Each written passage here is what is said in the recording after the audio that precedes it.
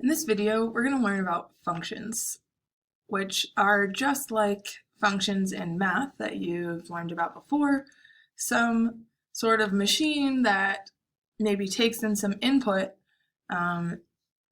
implements some logic, and then maybe gives us back something or just performs some actions that have been predefined. And we're going to use functions to organize our code. We're going to use them so that we can reuse previously written code and generally just make our programs easier to understand, easier to maintain, and easier to write. So as an example, I have a drawfigure.c program here that's been compiled into df-done, and I'm just going to run this. And we see that what drawfigure-done.c does is it draws a silly little stick figure. So we've got a head, we've got a body, and we've got some legs. And so if I wanted to implement this program, one nice way for me to go about this is to think about dividing my program into three parts. I need to draw the circle, I need to draw a triangle, and I need to draw what we'll call some intersecting lines, these lines like this. And so as I'm starting my program and I want to start to use functions to organize my program, I can take a look at the C file that I want to implement my program in here. We've got just a comment at the top telling us what we want to do. And then in the main, if I use functions to organize this, if I define these functions, draw a circle, draw a triangle,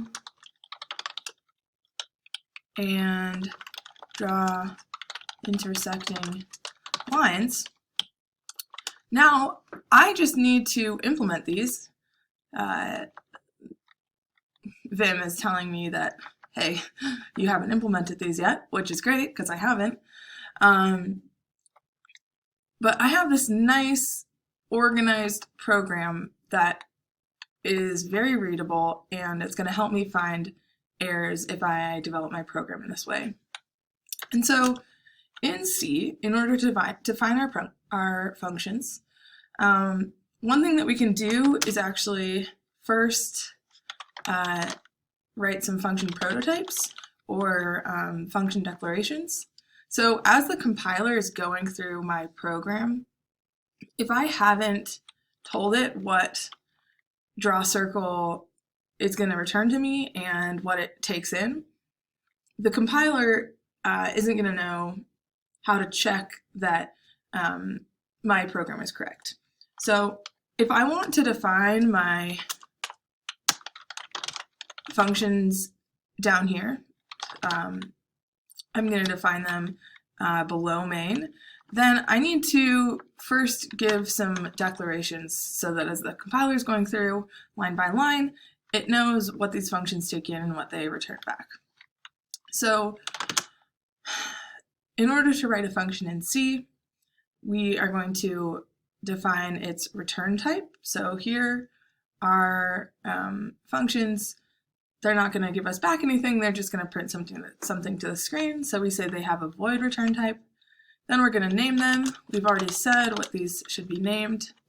And then we also put in our prototypes, we can just put the type of the input. And here we're not taking anything, it's just, we're just writing functions to organize our code.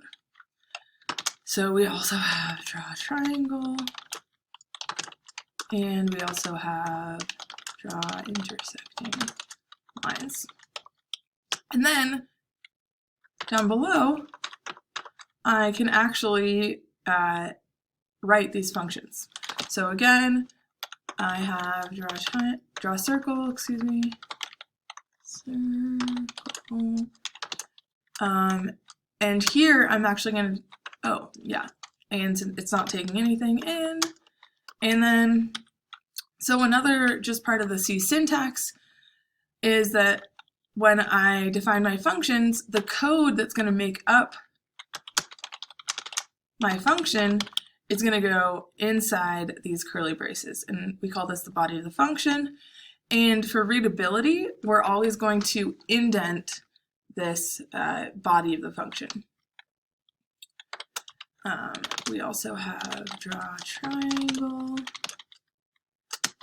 That has a function body, and we also have draw intersecting lines. And that takes in void, like everything else. And now I think we actually will have a program that will compile and run. It's not going to do anything, right? I haven't actually put any code in my functions, but I have this great skeleton of a program where it's clear what I need to do next. I just need to implement these functions. So let's just try to compile this and see if we have any errors. So I used GCC. I'm going to compile it into draw figure. I'll just call it df. I want all the warnings, and I'm doing draw figure.c. And I don't have any warnings. That's nice. And just like we expected, nothing happens because we haven't implemented our functions yet. Oh, I forgot to turn on my key casting. But now you'll get it. Hopefully that helps you see what I'm doing in Vim. So we need to implement these. So actually, I'm going to get back out here. So one thing I want to notice is when I'm thinking about implementing this draw triangle, I actually can notice that my triangle has the same intersecting lines shape as my intersecting lines. So if I actually define a function separately for the intersecting lines, then I can actually implement my draw triangle by calling intersecting lines. So again, just filling in my just blank functions here. So I'm also going to need to draw the base of that triangle, right? Let's see. So I already have draw intersecting lines, at least named as a function, but I also need to draw this base. So we have draw base, and now we know how do we draw triangle.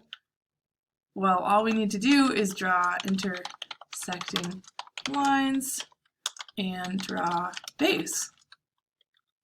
And let's put our draw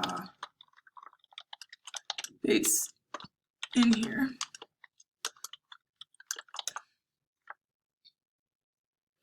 So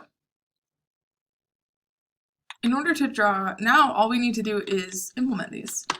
And so in order to do this, we're going to be printing some asterisks and such. So here I need to draw this circle. What does it look like? Let's take a look. Oh, I guess it actually has 2 at the top. So I might sort of make a guess about what that looks like. Maybe it looks like that. And maybe I just try running my program again. Oh wait, I would need to compile it. And then I would run it. And I'm expecting just to see the top of the head there. And it doesn't look quite right, but if I wanted to improve it, I guess I would maybe add a space here and add a space here. And compile it and run it again. And that's looking pretty close. But the point really is to see here that I can use functions to organize my program, and then I also split up the process of building this triangle into a function that I already had to define, so I was able to reuse that code. So let's actually look at draw figure done, and we can see we have the exact same code here. I guess I didn't include spaces in mine before, but all draw circle is 3 print statements. Like we saw draw triangle, all we need to do is draw those intersecting lines and draw the base. In order to draw the intersecting lines, we just have this nice set of 3 print statements, and our base is just a straight line. And so this is already compiled, but we can just make sure that, convince ourselves that it works. We called this draw figure done, and we want all our warnings, and draw figure done, and then let's just see it run, and there we have it. And so this file is actually in the public directory. So if you went to public examples chapter 3, and we have both draw figure and draw figure done. So if you want to take a look at this yourself, you can. So there we saw how we use functions to organize our programs. Functions, but those functions they were not taking in anything, and they weren't returning anything to us. And so next we're going to see how our functions can actually take an input and manipulate that, and then how our functions can return something to us that we can use later in our programs. So I'm going to take a look at the funcs.c file here. And in this file, our goal is to define 2 functions. One that just adds 1 to whatever integer we take in, and then we're going to print it out. And then we're going to have another function that multiplies 2 integers. And so, again, we have our function prototypes or function declarations up here, and those are just for the compiler. And let's take a look here. Let's say that we call our function here, both of them, and the way that we call them is we just use the name. And because these functions actually take in an input, we're going to need to define an input. So let's do that. Variable declarations up here inside our main. Let's declare an int a and an int b, and we could actually just predefine these to be 3 and 4.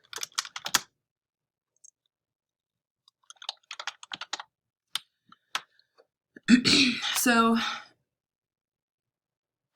our function definition down here is telling us it's not going to return anything. So that first void, it's not going to return anything. So we don't need to assign what it returns to us to anything because it's not returning anything.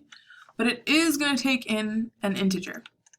And so I'm going to pass in our integer a. I could have passed in b. I could have passed in integer that wasn't a variable, but I'm just going to pass in a. And what do we want our function to do? Well, when we take it in, so whatever I pass in to my function is actually going to be assigned to the variable x. So this variable x is local to this function. And we'll actually just paste this into that C visualizer and see how that looks, because I think that's can help us understand functions a little better. So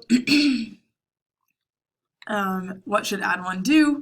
Well, it should just print out 1 more than we got in. So to print, we can use our print format, and we just want to print out our integer. Maybe we will add a new line as well so that we get some nicely formatted output. And what do we want? I guess if we follow the what the comment says. Maybe we define a variable results, and maybe I say result equals x plus 1. So now I have implemented add 1 to x, great, and now I want to print it.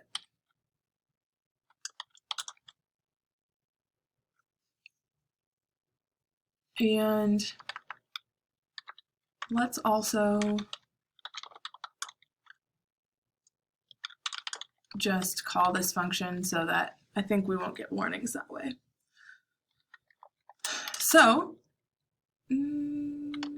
let's see what it thinks. Implicit declaration of function multiply. Oh, we called it mult up here. Let's call it multiply. Great. So what do we expect to happen here? Well, since we passed in a and we defined a result to be whatever we passed in plus 1, we expect to see this program print out 4. And let's see if it does. We gotta compile it.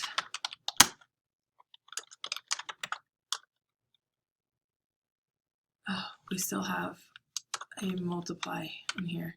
So I'm using search in Vim using the /, typed out what I'm looking for, and I can press N. Oops, I guess I have to press enter. I can press N to toggle between all of the results. Oh.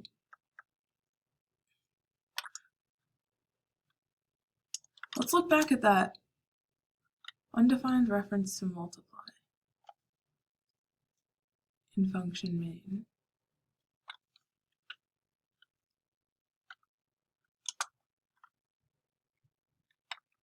Well, we have defined multiply as mult down here, so maybe that's the error. Okay, I don't get any errors anymore, and we did get 4, just like we thought. So let's look back and see if we can fill in the rest. So we did add 1, and now let's try multiply. So again, we need to multiply x and y. So result is going to be x times y. And then again, we need to print it. Use our placeholder, put a new line, and let's print result. And let's just see that this runs. Oh, we didn't ask ourselves what we expected. So multiply is just going to multiply a and b, and that it did. And so we got 12, just like we expected. So one thing, now let's go ahead and actually paste this in to our visualizer. So that's on up here.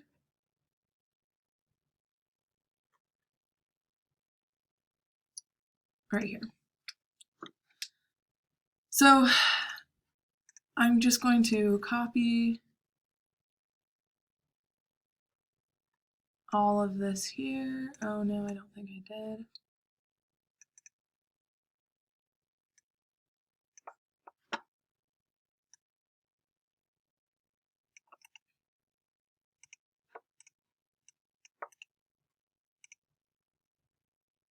Because what I want to show you is the scope of these result variables and these x and y variables.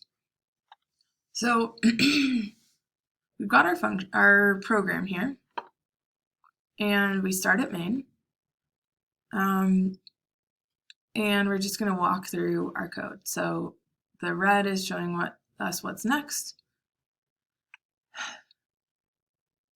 So we're just going to these assignment statements assign the variable or the value 3 to A and 4 to B, and we can see that happen. And now, what happens when we actually call the function add1? and we pass in a to it. So what happens is we jump down to the definition of add1, and now we're going to step through the code inside add1 because we called the function. So the first thing that happens is that our integer x, this variable that's local to this function, gets assigned the value 3 because we passed in a here. We declare our variable result, and then we're going to assign result to whatever our variable x was, plus 1, so that's why we get 4. Then we're going to print that, and then our function is finished, and we move back up into main, and you'll notice, so all of those variables that got defined inside add1, those are gone. They were local just to that function. Similar with multiply. We call it, as soon as we call it, we jump into the function itself, and in this function, we're going to have 3 variables, x, y, and result. Those will be assigned as we assign them. So x was 3 because we passed in a, so whatever the value of a was gets assigned to x. Whatever the value of b was gets assigned to y. And we compute our result and we print it. So it's really important to understand that my first input here gets assigned to this variable, and my second input here gets assigned to this variable. And then once this function finishes, all those variables are gone because they were local.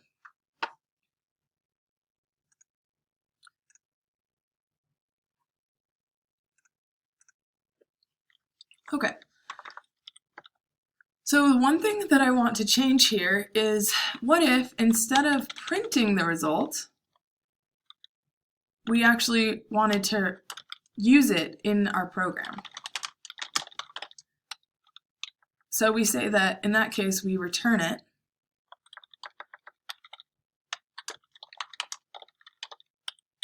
So if we want to do that, we're going to have to make some changes. So first off, we don't want to print anymore. We want to return result, right? But if I were to run this, let's just try it, right? I changed my return statement. In Python, I'd be good to go because I don't really have to specify types or anything in Python. So let's try to compile this. I think if I scroll up, and we see that we get a warning. We now have a return statement and it has a value, but my function, I defined it to return void, so it's not supposed to return anything. So to fix this, I need to specify what is my return type. Well, it's just an int. And the same thing's going to be true over here. I want to return results, but I'm not quite done because add1 now is going to return my result to me. So if I want to be able to use that, I need to save it as a variable. I could, if I don't save it as a variable, it's just going to be, the computer's just going to forget it. I don't have access to it anymore. I need to save it as a variable. And maybe I want to do something like fancy, like reassign a to be whatever a was before. So I'm going to use the function to add 1 to a, and then I'm actually going to get rid of these highlights using no highlight. So I still have some changes that I need to make. So add1 now returns an int, multiply now returns an int, and let's say I want to put my result up here, so I'm going to define int result, and I will save whatever is returned to me my multiply as result. And now let's print the final result. And so I can just use my print, and just to keep it simple, let's just do this.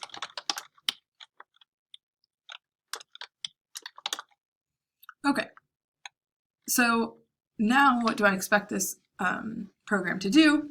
So A is 3, B is 4, but after I run this line, A is going to be 4. And so result should be 4 times 4 is 16, and when I see that final result, I should see 16. So let's try it. We want to run, and we saw 16. So we saw how to use functions to organize our programs, and we saw how to use how to input data to functions and how to get data back from functions. One thing I'll note is while we can input as many things as we want to our functions, and they can be all different types. We just saw ints, but we could have one double, we could put one char, we could put one int, whatever combination we want. We can only, for now, get one thing back from our functions. So only one return type. And that will be all for now.